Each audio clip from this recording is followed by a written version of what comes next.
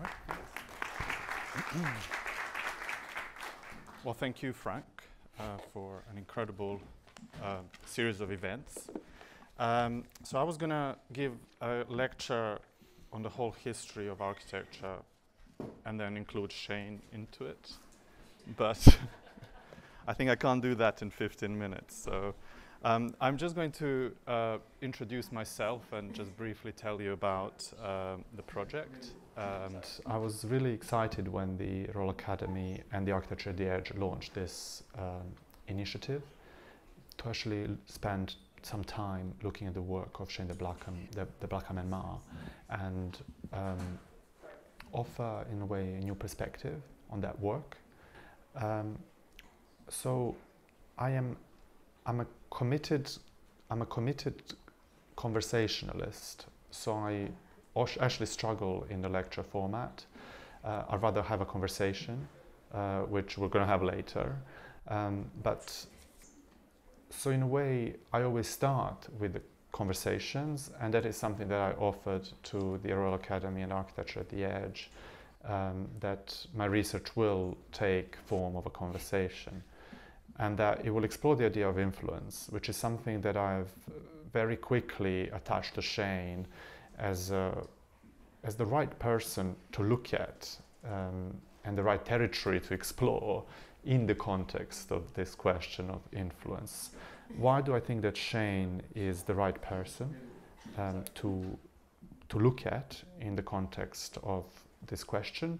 Is really because he has always acknowledged influence in his work, but not by pointing at sort of details of his projects and saying that comes from there and this comes from there. But in a much broader sense, Shane has really embraced architectural culture as a kind of culture of conversation, transgenerational, cross-generational, cross-geographic, cross-Atlantic. And the first slide, I hope Shane will forgive me, are his eyes, and that is from a 3.5-hour long drive around Dublin that Shane treated us with when we came earlier this summer to talk to him and look at his work. And what is really interesting is that Shane has, in lectures that I've seen, but also in the first thing that he said when we met was, you really need to look at Dublin. And I really enjoy that there is something in Dublin that is really important, and maybe that is something that we can ask Shane later. But this idea that, but really the crucial importance of the fact that in the conversation about influence, this is not just a conversation between a successor and a predecessor, but it's also a conversation about the environments that shape the way we think and the way we produce architecture.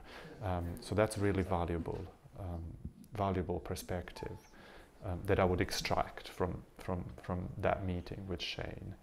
To return to this idea of influence, and I think the premise is really that architects have a healthy relationship with influence, or a healthier relationship with influence in comparison to, let's say, artists, if we are really to generalize. I have an artist friend in London who often calls me to complain that about some architect stealing her ideas, or architect not referencing the work of other researchers of architects in their research or in the curation of certain things. And often, of course, I'm outraged that architects don't credit other sources of creative ideas, that they have a casual relationship with intellectual property. This is a problem. But then I actually try to explain to my friend that actually that is maybe not so bad, that there is something healthy in architects' relationship with influence, that they're not so conscious of having these ideas that have never been seen before, but actually that the profession is very much reliant on a perpetual conversation in a way. So that is something that is something that I'd like to celebrate in this research, which will manifest in a as a feature-length documentary. So the idea is that these images that you see here are really moments from the video footage that we've recorded over the past 2 months, both in Dublin, in Cork, as well as recently we went to Veneto. Because of that room, where Shane is not only surrounded with the work of Louis Kahn, with Louis Kahn's drawings, with whom he's worked, but also he's surrounded with the work of Andrea Palladio. And perhaps that's another influence that is worth exploring and discussing with Shane. I also think that influence is something worth talking about and discussing in the context of Ireland. I've spoken to many amazing people over the past 2 months, 3 months. Shane, Cian from Taka, Mary Laheen, Sheila O'Donnell, thank you, Peter Carroll, Louise Cotter. All of these people have actually been somewhere else, have left Ireland and come back, and I think there is something interesting in that. Kenneth Frampton, I spoke to him as well. Kenneth Frampton loves Irish architectural culture. He says it's a culture, and I think he's probably comparing it to let's say, London's multipolar, very pluralist architectural scene. So he recognizes some monolithic quality of it. I think that's amazing and incredibly valuable in the current climate. But I do think that there is something really important in plurality of ideas, and I think that is certainly something that is emerging currently in Irish architectural culture. But probably there is a way to go.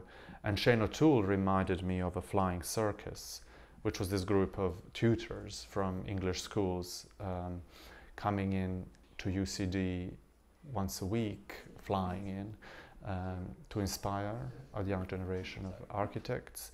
But then at the same time, there's Irish architects leaving and coming back, so they're becoming their own flying circus. So I think there's something really interesting in this. I mean, in a way, if we were to choose a place that has produced culture, through which we can explore this notion of influence, I think Ireland is that place.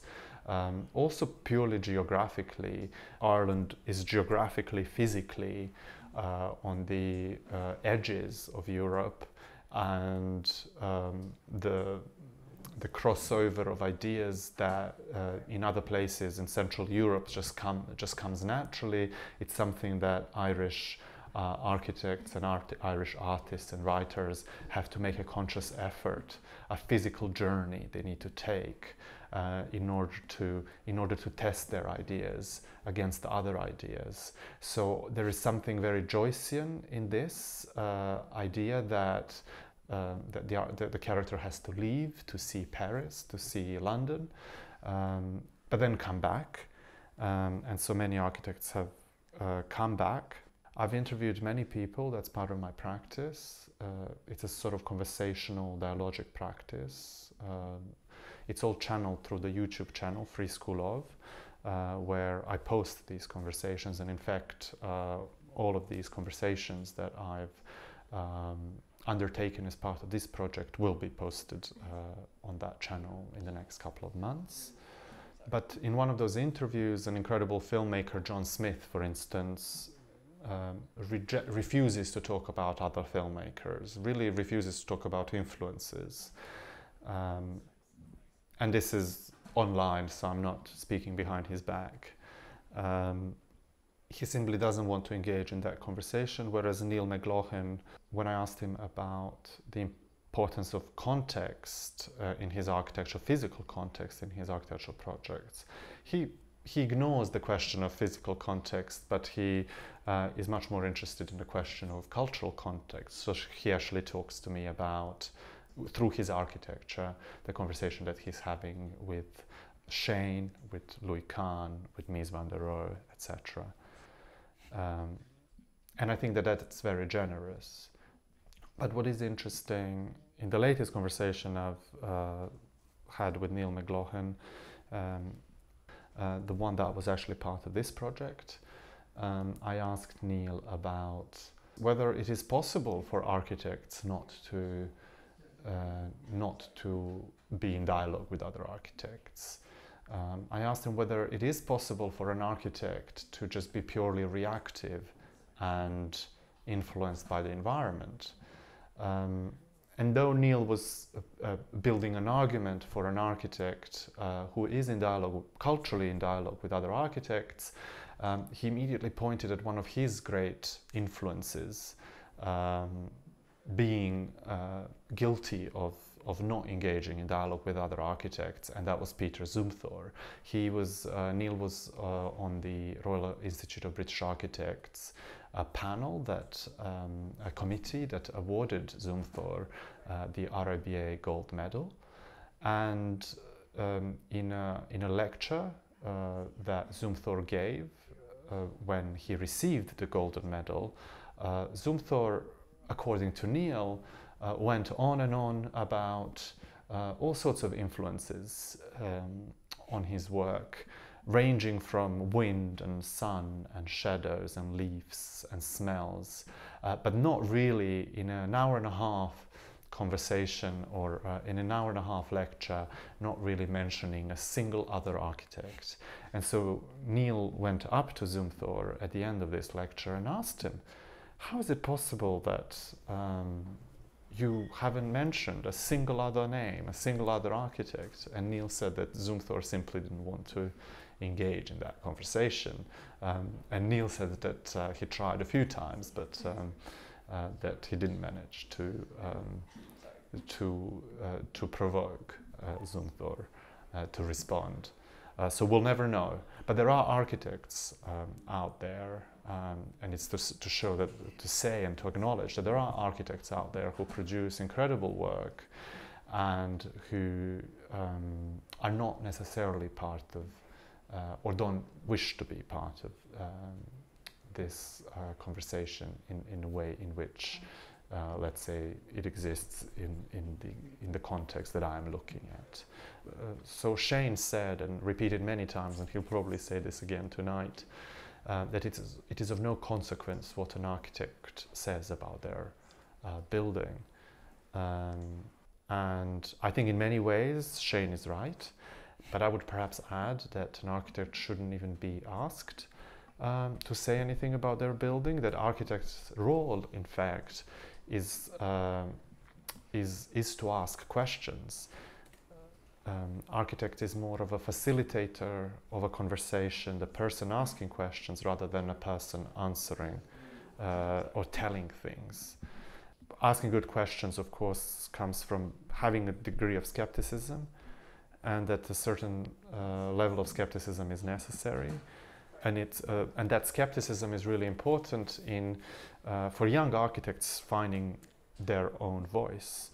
And so asking questions is a form of developing a language, developing a unique voice as a young architect. So the idea is really for this conversation to come full circle and begin to ask questions about how a young architect finds a voice. And I think that is really the most important question that we should all be asking and engaging with today. But to find that voice, we need to be skeptical, we need to be asking questions, we need to be interrogating things, and we need to be asking good questions. And I think that's where my practice, dialogic practice, conversational practice, is actually profoundly architectural. So really another clue, and a final clue that I would like to talk about in understanding architects' unique relationship to influence really lies within architectural education. And that's just the final point that I'd like to highlight this evening. You know, one is not born an architect. One doesn't realize they're an architect at a very young age, or they don't discover talent for architecture. One doesn't even become an architect by having gone through architectural education. Usually one becomes an architect by working with, or more commonly for, another architect. So that is when an architect really starts to learn the consequence of the consequence of the lines they draw, what those lines mean in reality. And so there is a real process of becoming responsible. To be entrusted the transformation of the world, one must first acquire experience and, actually more importantly, acquire trust. And I often tell my students, and I do say this often when they're impatient, especially about their projects not manifesting as quickly as they hope them to do, it's a long game. It's a very, very long game. And, you know, unlike a poet or an artist, an architect has to be an apprentice. And an architect always has to, in some way, in some period of their lives, live through another architect, and in fact an architect that came before them. So in that sense, this notion of influence is quite fundamentally ingrained in this profession, and I think should be celebrated and learned from by other creative fields. And yes, I think on that note, perhaps I'll stop because I know we're running out of time, but we'll continue next year. And we'll continue later with questions for Shane and Taka. Thank you.